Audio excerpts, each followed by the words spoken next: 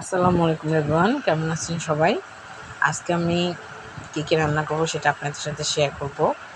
আমি আজকে করেছি পুঁই শাক দিয়ে, আলু দিয়ে, মসুর ডাল দিয়ে রান্না করব, আর টমেটো বেগুন দিয়ে মাছ।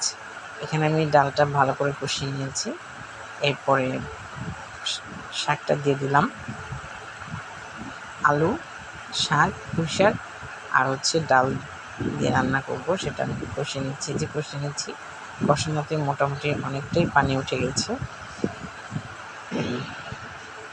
এটা ভালো করে কষিয়ে নিয়ে প্রায় হয়ে আসছে, ডালটা প্রায় দিয়ে গেছে। আমি অল্প পরিমাণ এখানে ধনেপাতা কুচি দিয়ে দিয়েছি।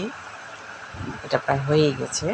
পাশে আমি পুঁই শাক ভাজি করছি, একবারেই আমি ভাজি করে নিচ্ছি, সিদ্ধ করিনি। এই যে আমার ভাজিটাও প্রায় হয়ে এসেছে। আর আমি করেছি টমেটো বেগুন দিয়ে পাঙ্গাস মাছ রান্না করেছি। মশলা কষিয়ে টমেটো বেগুনটা ভালো মতো কষিয়ে নিচ্ছি। এই যে আমার মাছটা হচ্ছে, তরকারিটা প্রায় হয়ে এসেছে। এই মাছগুলো দিয়ে দিয়েছি, খুব ভালো মতো করে নিয়েছি। আশা করছি আমার রেসিপিগুলো আজকে আপনাদের কাছে ভালো লাগবে। ভালো থাকবেন সবাই।